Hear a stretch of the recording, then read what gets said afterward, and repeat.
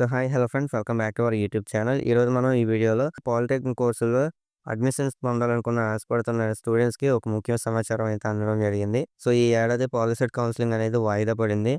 ఇది అమరావతిలోనే అధికార వర్గాల ప్రకారం అధికారికంగా అయితే ప్రకటించారు. సో ముందుగా మనకి జూన్ 20 నుంచి మొదలవుతున్న కౌన్సిలింగ్ ప్రక్రియ అనేది జూన్ 30కి వాయిదా వేయడం జరిగింది. సో ఇది పాలిటెక్నిక్ కళాశాలలకు ఇప్పటికీ ఏఐసిటిఈ నుంచి మనకి అనుమతులు అయితే పూర్తి స్థాయిలో రాకపోవడం వల్ల జరిగింది.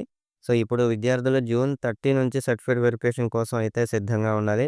ఆ తర్వాతే మనకు వెబ్ ఆప్షన్‌లో అయితే ప్రక్రియ మొదలవుతుంది. సో, ఈ ఏపీ పాలిసెట్ 2025 పరీక్షకు మొత్తం 139,840 మంది హాజరయ్యారు. సో, అందులో మనకి 133,358 మంది ఉత్తీర్ణులయ్యారు. అందరూ మనకి ఇప్పుడు సీట్ల కోసం అయితే ఎదురు చూస్తున్నారు. అభ్యర్థులు వాళ్ళ డాక్యుమెంట్స్‌ని స్కాన్ చేసి ముందే రెడీగా పెట్టుకోవాలి.